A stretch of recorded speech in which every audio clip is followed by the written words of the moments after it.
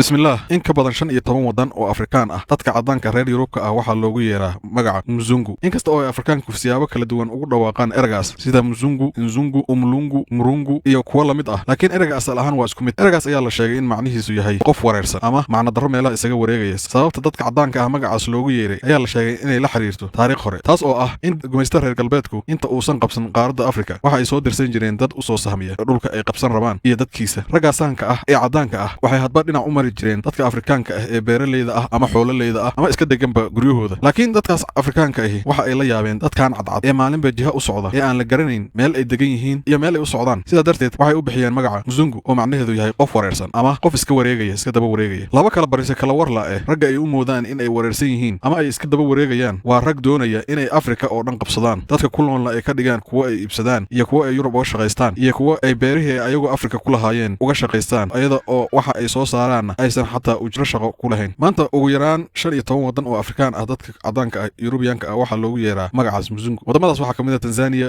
Uganda, Kenya, Malawi, Zambia, Mozambique, Zimbabwe, South Africa, Burundi, Rwanda iyo kuwa kale laakiin waxaad moodaa in wadamada qaar eragii macnihiisu isyara bedelay una la mid noqday qofka Mzungu la yiraahdo ay la mid noqotay sidii qof taajir ah oo kale Mzungu wadamada qaar hadda waxa ay la macno tahay qof taajir ah ama boss ah ama badrooni sida tiraahdaba qof lacag haysta dadkii shalay loo haystay in ay iska daba wareegayaan ama wareersan yihiin maanta waa dad lagu daysado oo la metelo casharka meesha ku jira ayaa ah yaa wareersan maanta yaa wareersanay maalintaas ma Afrikaanka gara waayay xataa dadkii adoonsan lahaa ee aan fahmin ayaa wareersanay mase cadaankii oo rabay inay Afrika qabsadaan yaa wareersanaa maalintaas su'aashu waxay tahay yaa wareersanaa maalintaas yaa wareersan ma laga yaabaa in Afrikaanku ay waagaasna wareersanaayeen ilaa ay haddana wareersan yihiin ma laga yaabaa